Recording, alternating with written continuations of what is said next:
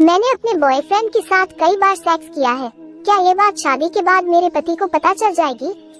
मैं 20 वर्षीय युवती हूँ। मेरे बॉयफ्रेंड ने मेरे साथ कई बार सेक्स किया है। अब मेरा विवाह होने वाला है।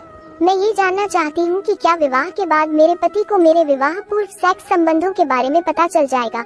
मैं क्या करूँ? सलाह दे। जवाब: जिस उम्र में आपको अपना ध्यान करियर में लगाना चाहिए था, उस उम्र में आपने शारीरिक संबंध बनाकर गलती की है।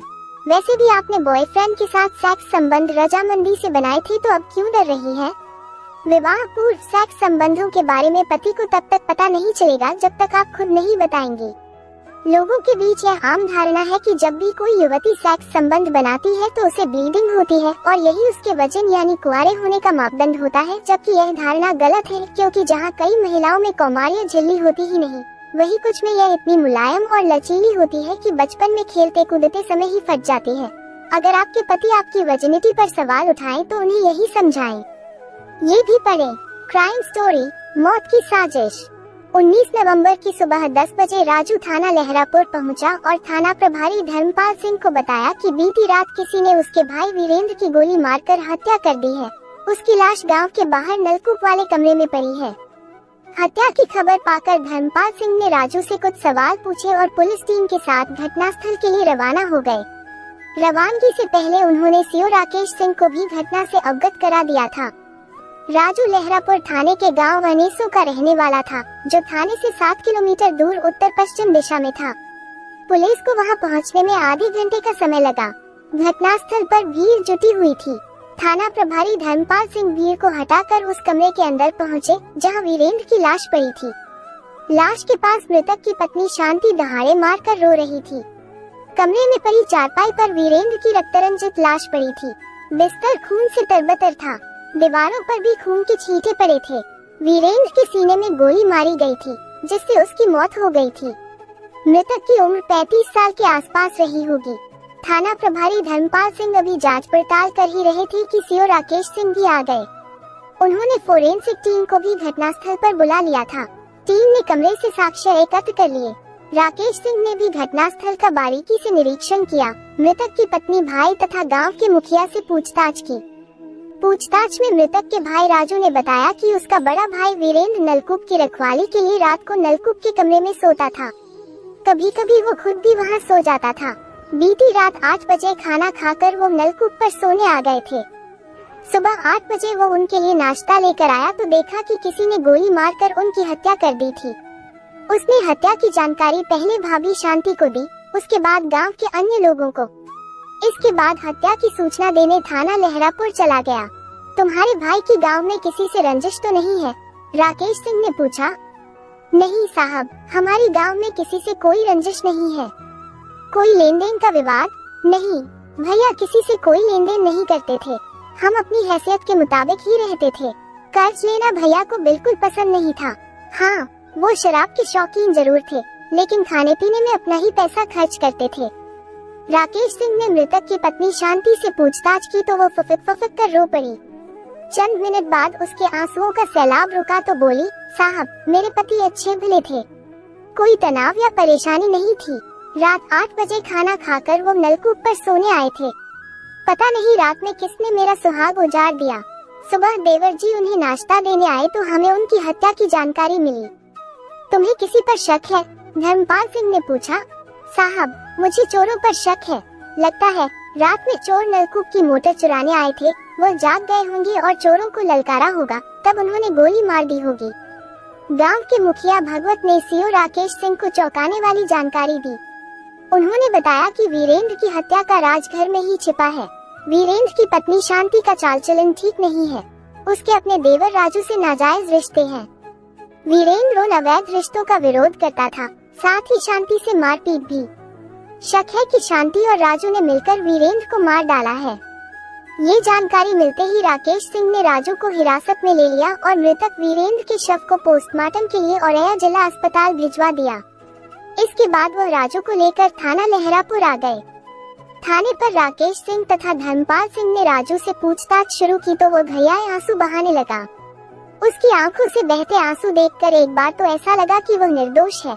लेकिन जब धर्मपाल सिंह ने राजू से कड़ाई से पूछताछ की तो वो टूट गया और भाई की हत्या का जुर्म कबूल कर लिया।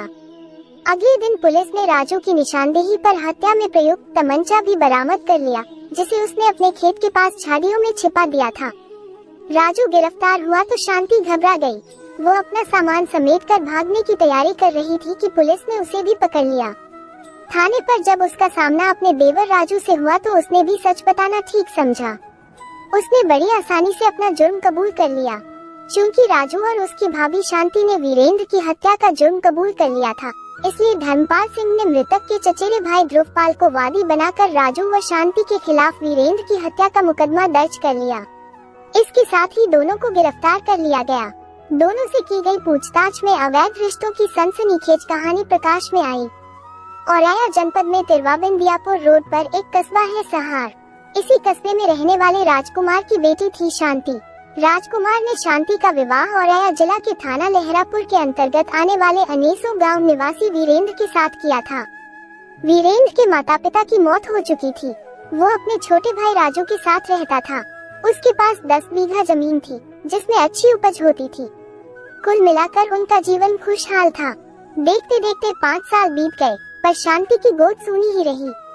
गोद सूनी रहने का दोष शांति अपने पति पर देती थी, जिससे दोनों में झगड़ा होता रहता था। इस झगड़े से वीरेंद्र इतना परेशान हो जाता था कि वो शराब के ठेके पर पहुंच जाता और फिर लड़खड़ाते कदमों से ही घर लौटता।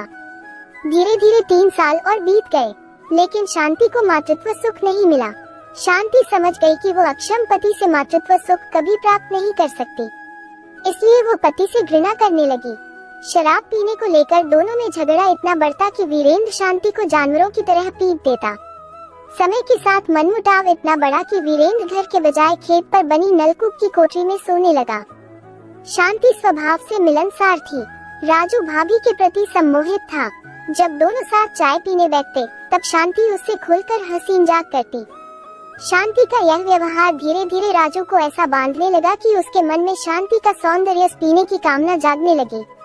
एक दिन राजू खाना खाने बैठा तो शांति थाली लेकर आई और जानबूझकर गिराए गए आंचल को ढकते हुए बोली, लो देवर जी खाना खा लो, आज मैंने तुम्हारी पसंद का खाना बनाया है। राजू को भाभी की यह अदा बहुत अच्छी लगी। वो उसका हाथ पकड़कर बोला, भाभी तुम भी अपनी थाली परोस लो, साथ खाने में मजा आएगा। खाना खाते वक्त दोनों के बीच बातों का सिलसिला जुड़ा तो राजू बोला, भाभी तुम सुंदर और सरल स्वभाव की हो, लेकिन भैया ने तुम्हारी कद्र नहीं की। मुझे पता है कि अभी तक तुम्हारी गोद सूनी क्यों है। वो अपनी कमजोरी की खींच तुम पर उतारते हैं, लेकिन मैं तुम्हें प्यार करता हूँ। ये कहकर राजू ने शांति की दुखती रग पर हाथ रख दिया था। सच में शांति पति से संतुष्ट आई नहीं थी। उसे न तो मातृत्व का सुख प्राप्त हुआ था और न ही शारीरिक सुख, जिससे उसका मन विद्रोह कर उठा। उसका मन बैरीमान हो चुका था। आखिरकार उसने फैसला कर लिया कि अब वो असंतुष्ट आई नहीं रहेगी। इसके लिए उसे रिश्तों को तार-तार क्यों न करना पड़े। औरत जब जानबूझकर बर्बादी के रास्ते पर कदम रखती है तो उसे रोक पाना मुश्किल होता है। यही शांति के साथ हुआ। शांति जवान भी थी और पति से असंतुष्ट आए भी। वो मातृत्व सुख भी चाहती थी, अतः उसने देवर राजू के साथ नाजायज रिश्ता बनाने का निश्चय कर लिया। राजू वैसे भी शांति का दीवाना था। एक शाम शांति बनसुंवर कर चारपाई पर लेटी थी, तभी राजू आ गया। वो उसकी खूबसूरती को निहारने लगा। शांति को राजू की आंखों की भाषा पने में देर नहीं लगी। शांति ने उसे करीब बैठा लिया और उसका हाथ सहलाने लगी। राजू के शरीर में हलचल मचने लगी।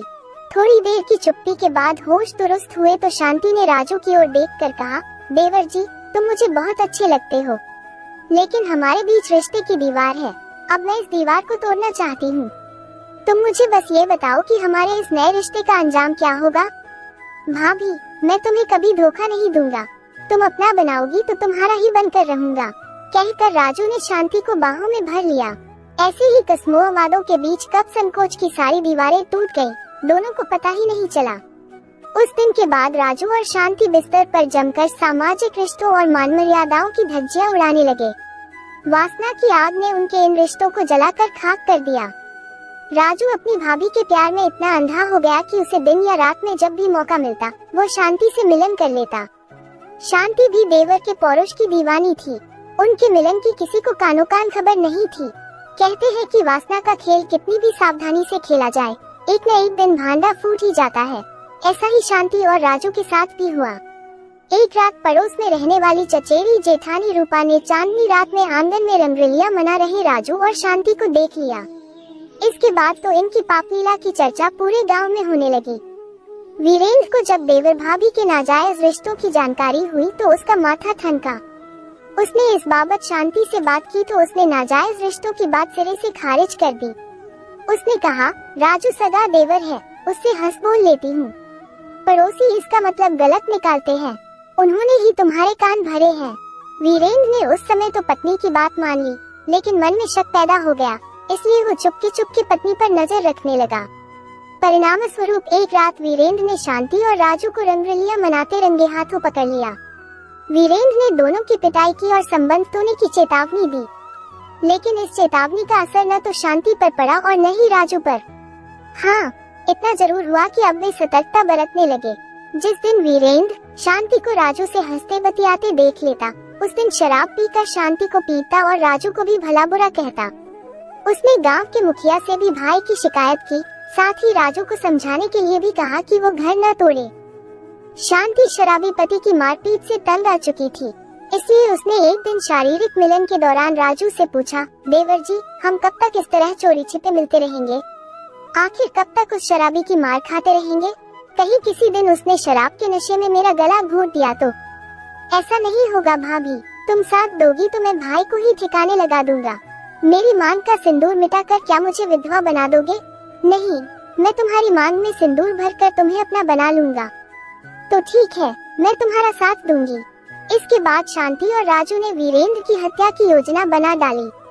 योजना के तहत राजू ने किसी अपराधी से 2000 रुपए में तमंचा व 2 कारतूस खरीदे और उन्हें घर में छिपा कर रख दिया। इसके बाद दोनों उचित समय का इंतजार करने लगे। हत्या की योजना बनने के बाद वीरेंद्र के प्रति शांति का व्यवहार नरम पड़ गया। वो दिखावटी रूप से उसके प्रति प्यार जताने लगी। कभी कभी वो शारीरिक मिलन के लिए नलकूप वाली कोठरी पर भी चली जाती। पत्नी के इस व्यवहार से वीरेंद्र को लगा कि उसने भाई से संबंध खत्म कर लिए हैं। 18 नवंबर 2015 की रात 8 बजे वीरेंद्र घर आया। शांति ने उसे बड़े प्यार से खाना खिलाया। इसके बाद वह खेतों पर नलकूप वाली कोठरी पर सोने चला गया। उसके जाते ही राजू और शांति ने बात करके अपनी योजना को अंजाम तक पहुंचाने का निश्चय कर लिया।